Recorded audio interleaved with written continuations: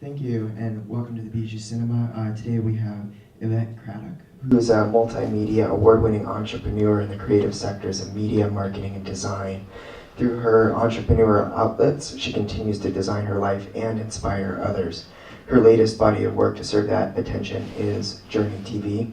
She is the host, co-executive producer, writer, and narrator of Journey TV. Josh Goding is the executive director of the public access television channel 18 in Iowa City, also known as PATV. He has applied his talents as a filmmaker and editor to his latest production, Journey TV. He is the co-executive producer, videographer, and editor of Journey TV. Chad Simmons is the executive director of Diversity Focus. He graduated from Morehouse College with a Bachelor of Art degree in business and holds a Master of Business Administration degree from the University of Iowa. He is an associate producer of Journey TV. And thank you all for being here. I'm going to hand the mic off to Josh. Thanks very much. I'm Josh Goding, the executive director of PATV. It was great seeing the screening tonight. I've probably watched it about 100 times now as one of the main editors on the program. This was one of 4 episodes that we did. We've been working on them pretty much all year.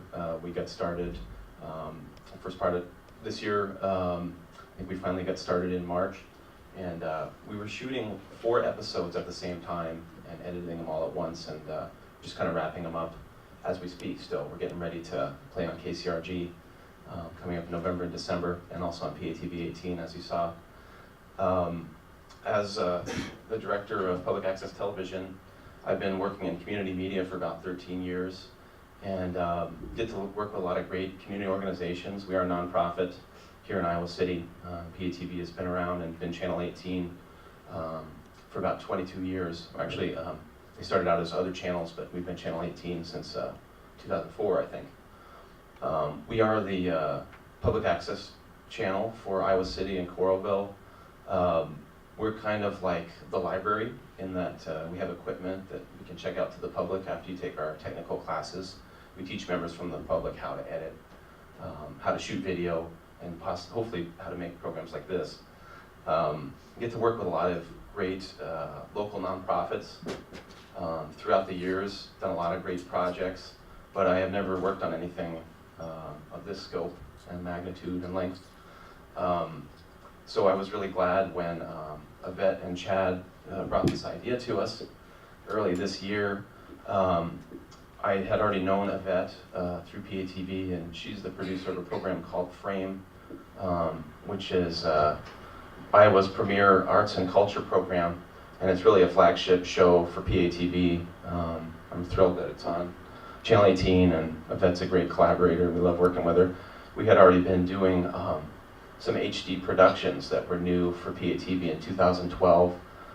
We started a foray into high definition and tapeless acquisition, and we were cutting our teeth on those technologies with Yvette working on Frame Season 2 this year. So we had a little bit of practice doing HD, but the cameras honestly were brand new tech for PATV. We've had them for about 18 months actually, so a little bit in 2011 and 2012. We knew how to shoot and edit, I hope, but working with HD was something really new to us, and I'll talk a little bit more about that, about the technical side, and try to keep it brief and then pass it over to my colleagues here. But they had the idea, Chad and Yvette brought us the idea for Journey TV, as I said, early in the year, and the idea behind it was a pilot series for a group called Diversity Focus, which Chad is the executive director, and we wanted to do stories about diversity in Iowa and the corridor. And they had these 4 people picked out basically to be the main characters of these short documentaries. And we wanted to, Chad wanted to have the programs on television, on PATV, but also on KCRG, on regular TV, I guess, and we are looking for other avenues too, but the idea is that we wanted it to look like TV, to look like high definition television, because it was going on to be playing in HD on KCRG and will be. Unfortunately, we didn't get to see it in HD tonight. We had the file, but I think the laptop was not cooperating. So we watched in standard def tonight, and it still looks great. Although every time I see it, I notice some new little flaw that I just want to adjust, and sooner or later you have to stop working and call it done. But I did notice I left Chad's name out of the credits in this particular version, and that will be changed. So. Anyway, we're very thrilled to accept this idea of working together with Chad and Diversity Focus and Yvette to produce these 4 episodes of Journey TV. We talked about how we could make them compelling. How could we bring these stories to people in just 30 minutes and have them be engaging to the people watching them? And we decided that it was through the creation of character and getting to know characters that would make these programs, these stories, compelling to people watching them.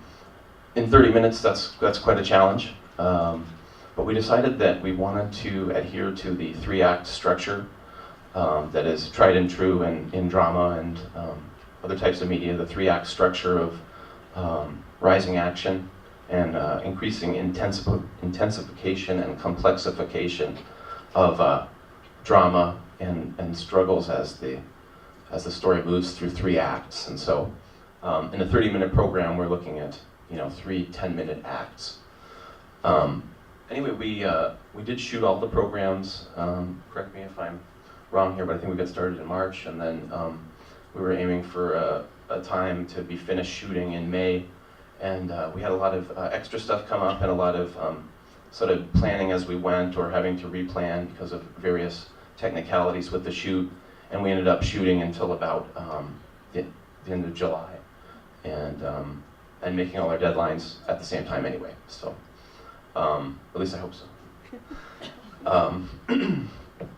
So we, out in the field, we had the 3 definition cameras. We had our a team from PATV and Yvette.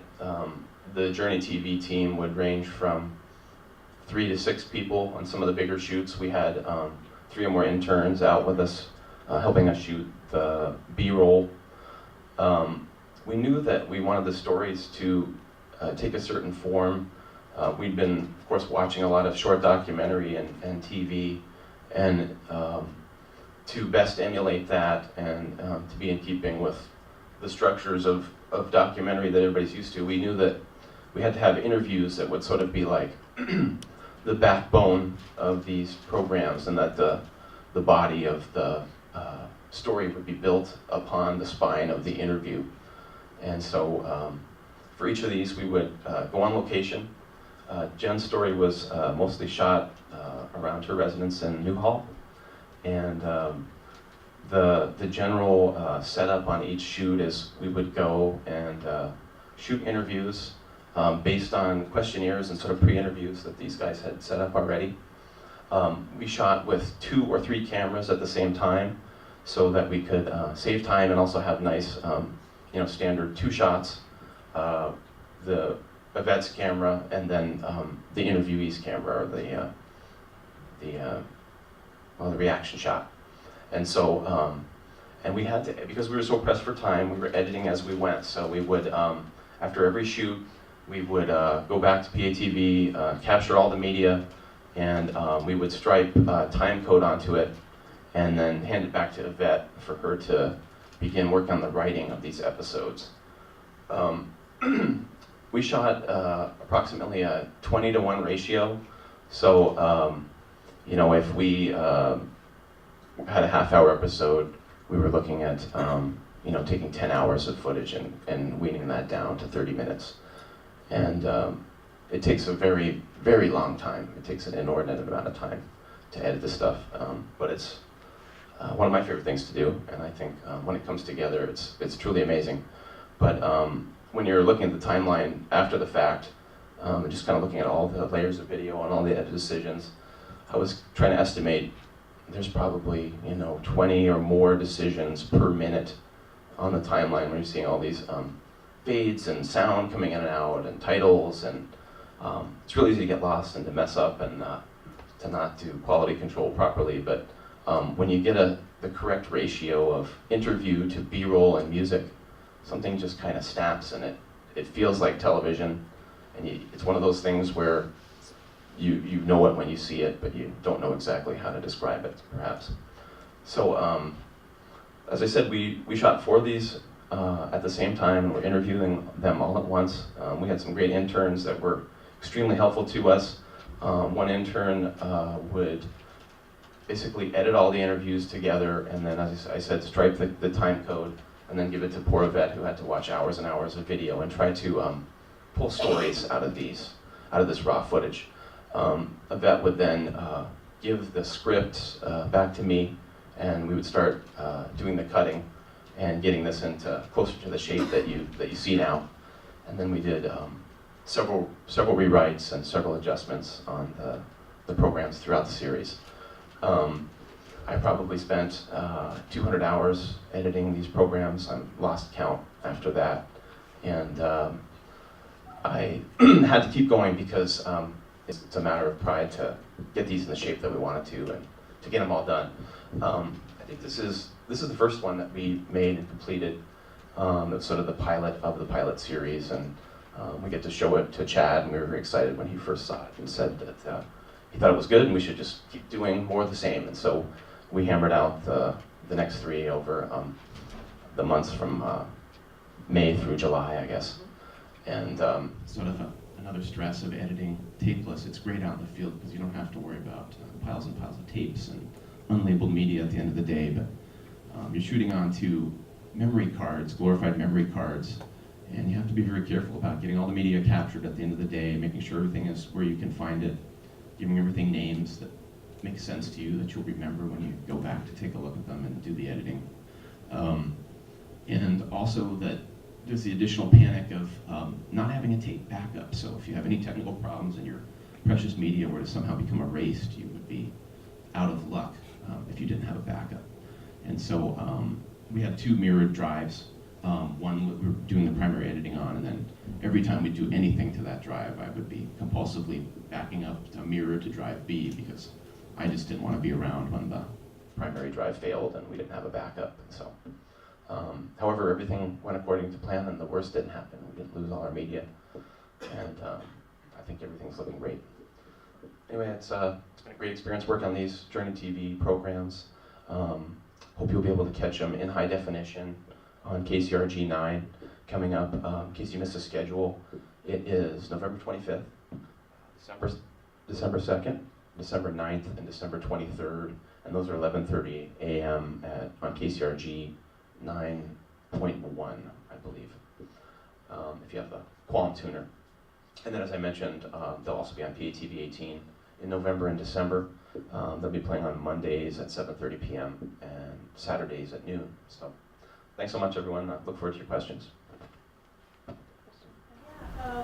First of all, just lovely work, and thank you for your generosity, Jen and Rita family. I mean, it was just so generous and funny and fantastic. I just loved it. And so I'm curious how you found Jen and Rita. I'm going to pass over to Chad for that. Thank you.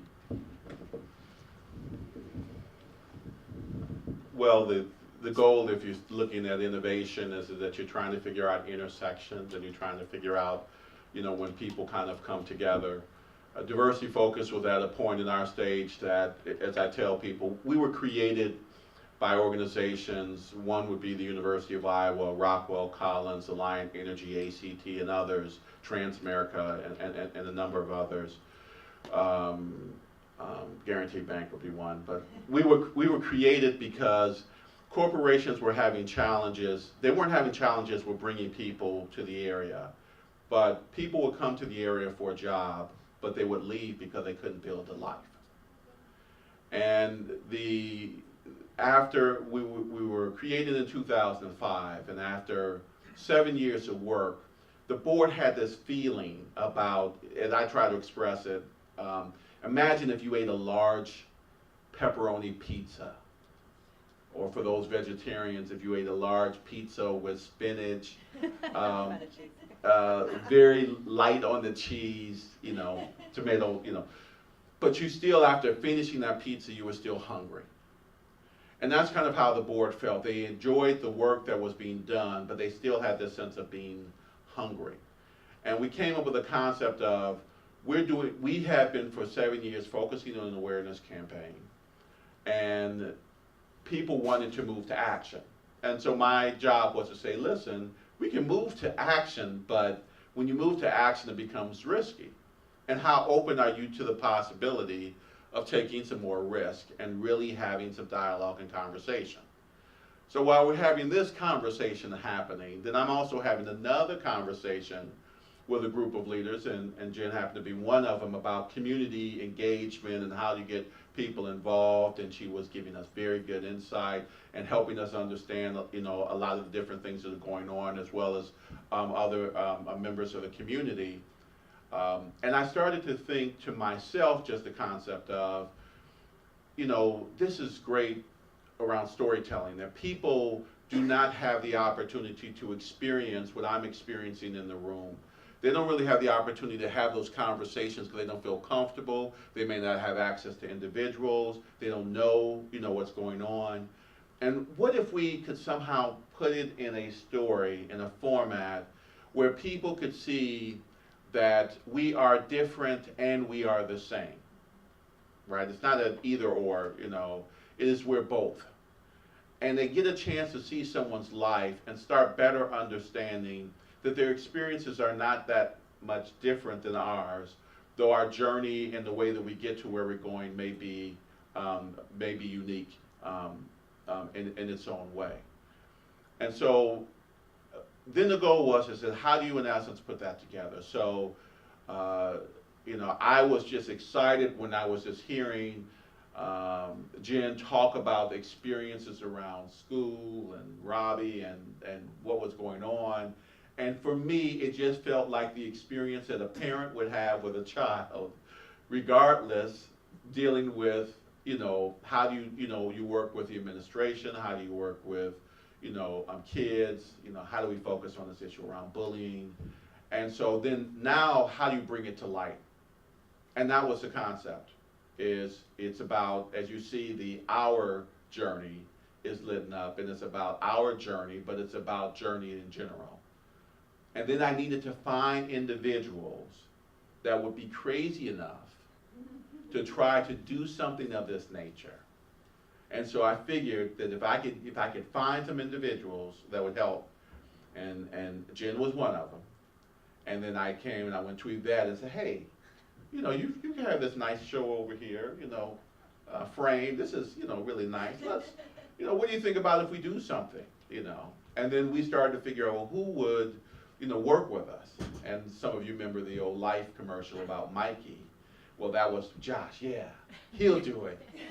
He'll do it. Let's go talk to him. And that's how it kind of started. It just is the concept of how do we tell people stories in a way that, again, they can relate, they can get more information, they can understand the differences and the similarities. Yeah, it was really brilliant though, because a lot of political points were touched on through the humanity of, for example, Jen, when you talked about wanting your family to have access to insurance. I mean, just some of the basic reasons you want to get married. And, you know, I just thought it was wonderful. And I come from Los Angeles. I don't know what the corridor is. What is the corridor? What is the corridor? So there are a couple of things.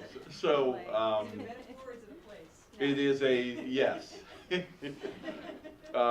We used to be called the Technology Corridor, and it was in essence the area between Iowa City and Cedar Rapids and all in between.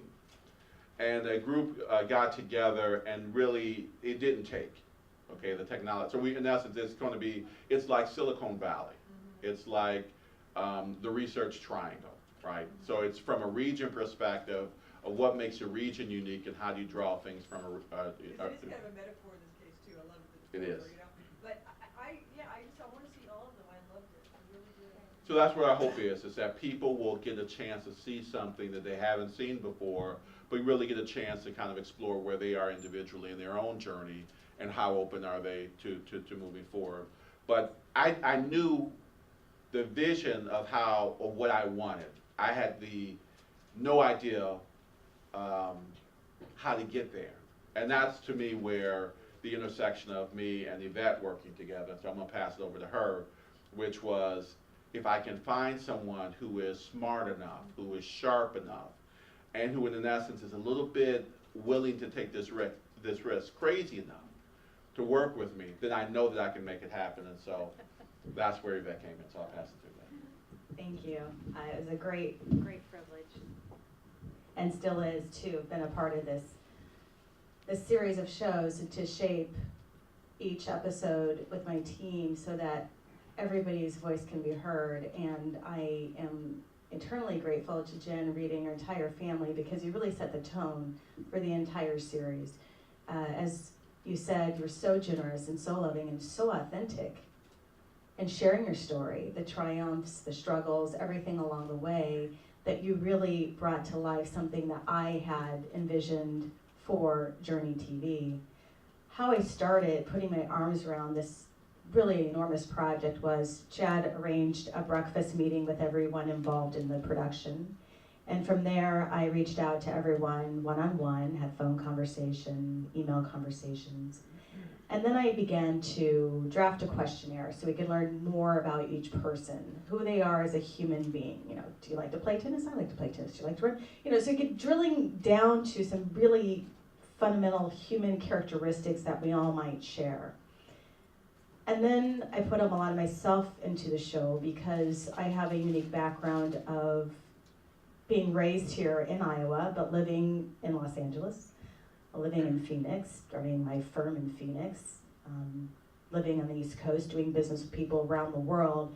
So a very unique perspective on real life outside of the corridor, where, right, wrong, or otherwise, most people, they're born and raised here and they stay, and it's pretty much a fishbowl perspective of life and viewpoints of how it should be and how other people should behave, and how, you know, what in Eastern Iowa looks like, feels like, and what they do, and every step along the life path, and how it's structured, and how you should be and where you should be at certain points.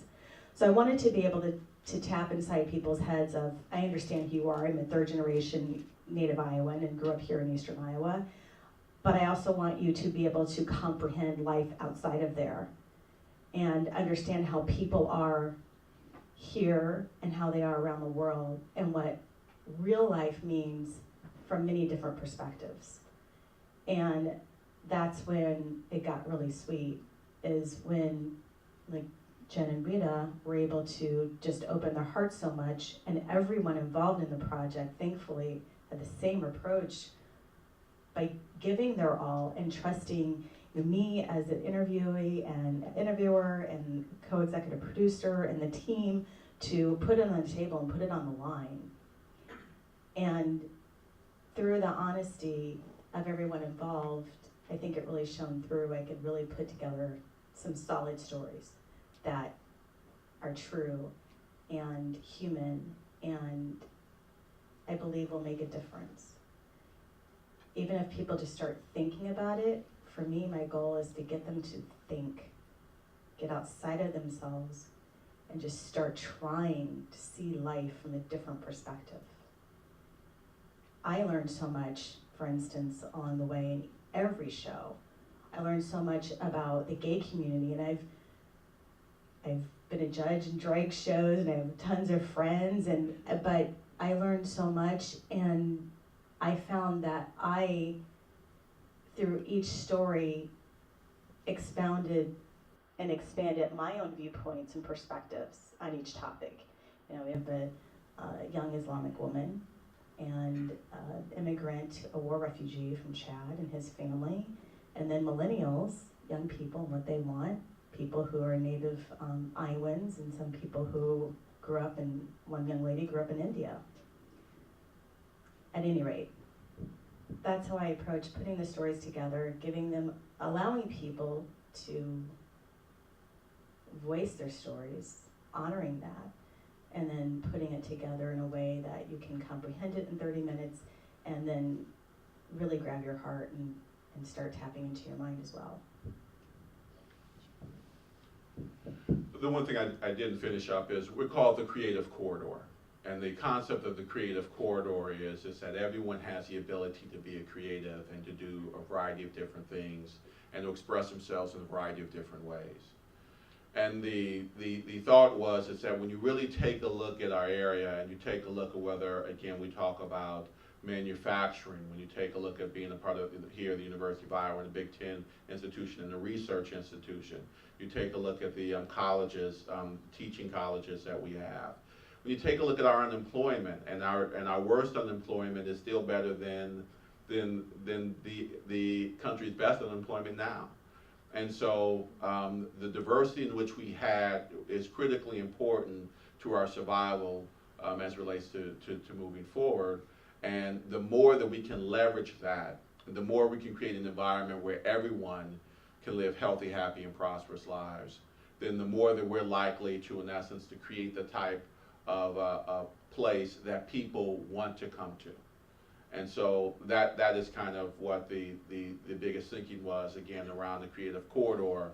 And our goal is that then let's talk about the journeys that people are taking, and let's make sure that people are thriving and not struggling. And speaking to that, when I said I put myself into these stories, is that, I grew up, obviously I'm a woman, obviously I'm a minority, and there are a lot of ways that I felt like an outsider growing up here, so I could really relate to each person's viewpoint of being an outsider.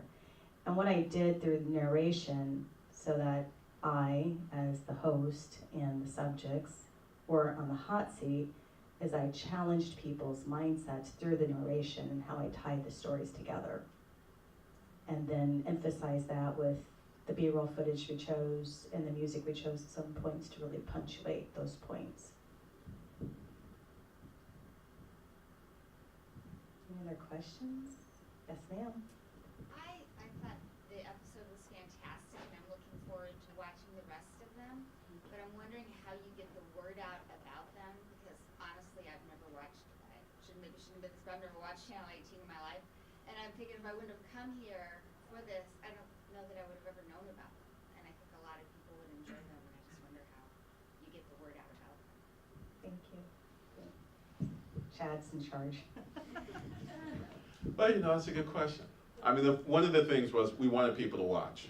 So, the initial target was that we wanted it to be on an affiliate, major affiliate channel. So that's why it's going to be airing on the ABC affiliate, KCRG.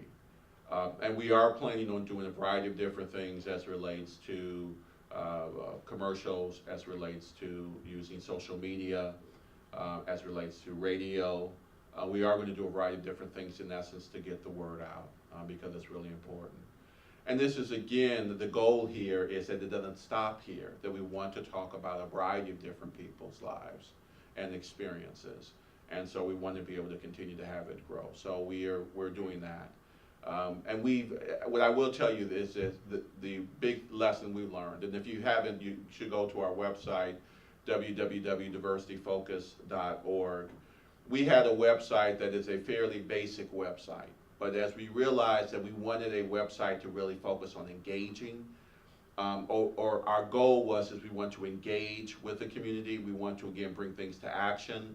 We even realized that our website is not appropriate in order to help us achieve the goals that we're planning on putting in place.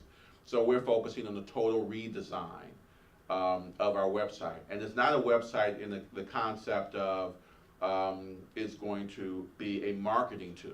It really is a website in the point of we're going to do exceptional storytelling, whether it's in 30 minutes or 5 minutes, whether it's with photography or whether it's with a video, or whether it's going to be oral history. We want to talk and engage with people and having these different stories so that we can kind of move forward to the next step. So we've had to go through the point of saying, if we really want to be an organization of action and to make things happen, and this is really important because, and think about it from, again, our sponsors. They realize, right, that some of us have lived in LA, right? So we got that in common, the kind of the LA experience.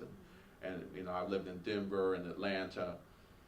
But they realize that if they can't keep talent here, and they're competing for talent all over the world, then they can't keep their companies here.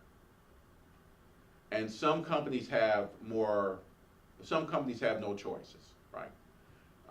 If you've ever heard the CEO of Source Media or the Gazette company, they say that we live and die off of the community. But that's not true for Rockwell Collins, right? That's not really true for ACT. But if they can't find the talent, then they can't be competitive.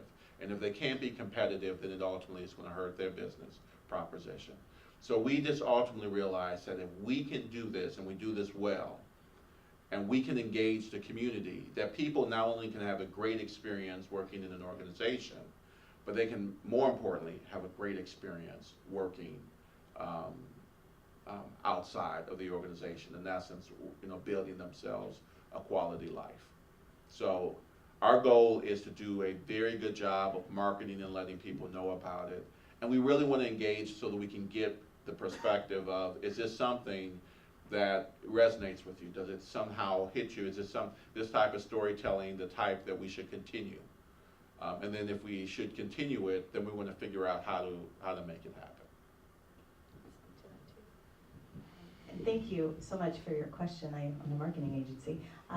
But one suggestion I have is to connect with each entity's websites, and by doing so, you can connect to their social media pages. I know I tweeted about the event and the trailers there, my Facebook, Twitter, LinkedIn profiles, PATV.tv, connect with them, diversityofus.org, and let's get into the spirit of reciprocity. Share it with your friends. Put it on your page. Let your friends know. Let your workplace know. Your volunteer associates, whomever, everyone in your community. That's how this will grow. I believe everyone in this corridor and beyond, but especially people who live and make the community, need to see each one of these episodes. That's my goal. And I will hustle and go wherever Chad tells me to get the word out. And I'm so serious about that because this is such purposeful work. I've been in TV pretty much my entire career. This to me is what TV is about. And we don't have enough of this quality of content, this uplifting, purposeful content running through the airwaves and running through our consciousness as a society, in my opinion. So I expect people to, talk about this and a lot and fast. And call me, I will help you.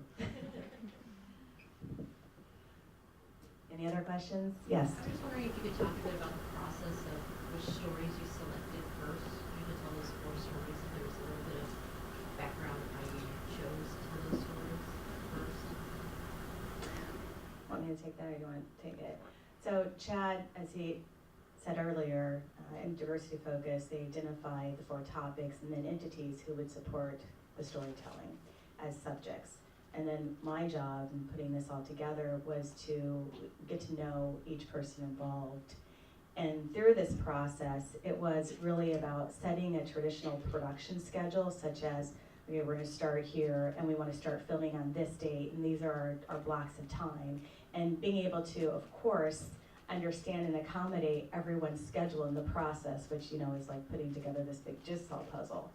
So through that, it began who started, when, where, and how, and it really came down to who's available to tape on the days that the team is available to get started on this. And so it wasn't some linear production process at all on any of one of these episodes. It was, okay, today we have Jen, okay, we really wanted to start on Rima's story, but she's not available because of this, that, and the other thing until this date. And so it really became a very fluid process and looked a lot like this and this. We had rain-out dates several times with Jen's story, and everybody was a trooper about, like, oh, we can't change Mother Nature, so, we'll come up with an alternative taping date so we can get done what we need to get done, and everyone was very cooperative that way. So, does that answer your question? That's how it went down. And for us, we explored somewhere around 50 to 60 stories. And some of them we said, this is going to be interesting if we put it on video. Now remember, we didn't know if we could even do it, right? And so our biggest find to me was Josh and Yvette were the biggest because we needed someone that was willing to, again, go and take the risk. You know, we figured out the money, but if they could, you know, be willing to try to do something of this nature. But we took some of those stories and we've turned them into articles that will be a part of our magazine, right? And we also realized in some of the stories that, you know, there were some things that we really wanted, you know, that we could have gotten really from, you know, we use photography, and we thought that we could do some oral stuff, you know, oral history type of things. But we look broader, and then we just try to figure out, okay, is this something that you can work with? But we had around 50 different, at least 50. And we're going back again, and we're going to explore probably another 50 to 60 stories that we're interested in, and then putting together and then figuring out, you know, what is the best way of presenting that data.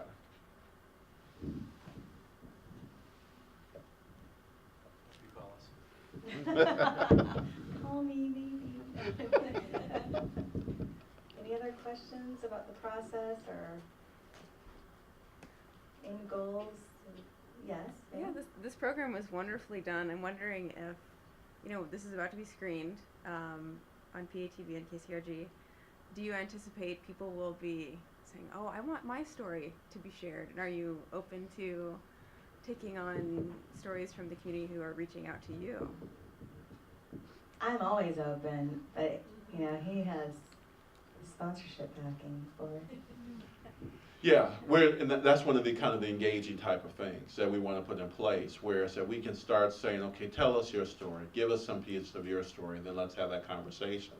And again, you'd be just very surprised, and I always look for the intersections. I had a young lady that came to me today. No, she came to me a couple of weeks ago and said, hey, I would really like to get engaged. She came to our student leadership conference. I really would like to be engaged in working with you all. Well, she's going to be surprised when I come to her and I tell her about this other project that I'm working on that I wanted to be a part of. And so, you know, the goal is to have this type of, we call it our butterfly strategy, that it's not just about us, it's about us working with others and collaborating and going back and forth until we can find something that, again, we both can support and agree on. And be very open to the possibility of having long conversations that lead to absolutely nowhere but personal growth. Or having very short conversations that lead to very big things. Or long conversations that lead to big things. So we don't want to cancel anything out. If we are the creative corridor, if it really is who we are, not just how we brand ourselves, then this should be a great opportunity for us. If we're so good, for example, with the Writers' Workshop, then this is an opportunity. If we are good at coming up with different concepts, we don't have some of the barriers that certain places would have. This is an opportunity for us. So, you know, for Diversity Focus, we need to achieve our mission that people not only can come here to work, but they can build a life. But in doing that, we want to do it in such a way that we can share the stories and why that is possible, and then create a sense of a momentum so that others continue to say this is the best place to live in the country or in the world. I have worked for pretty much every major network broadcaster, and I continue to be impressed by PATV, and again, privileged to partner with them on many productions, not only from Josh's leadership standpoint, but the technology they have available to this community. I think it's something that we really do need to continue to work on. And from my perspective of living in so many different places and doing business in so many different ways and connecting with people and sharing success, I really encourage residents of the corridor to learn how to tell their stories and to share them. I think that's what's missing. There's somewhat of an element of an inferiority complex, and I think that stems from being maybe a little too humble sometimes. There's some really great people here doing dynamic things, but one thing the corridor needs to work on is the ability to tell our stories about ourselves and about each other. And I think that will help shape further enriching the community, building people up in a positive way, and helping people really connect to each other in a human way to understand just how rich our community is. And I don't mean that financially, I mean that on a soul level. So hopefully Chad will keep calling and we can keep putting out work like this and get even better. Any more questions? Just add that these cameras that are here tonight are the very cameras that we produced these 4 episodes on. So these are the cameras that we teach at PATV and that we can check out to the public. There's literally nothing between you all or people you know, filmmakers you know, making stories just like this that look just like this with these kind of production values. And if I can get past my obsession with doing fiction, then you all can. So keep looking for those stories, those oral histories that really are the compelling heart of drama. And maybe y'all can make some. Check us out at PATV as well, please.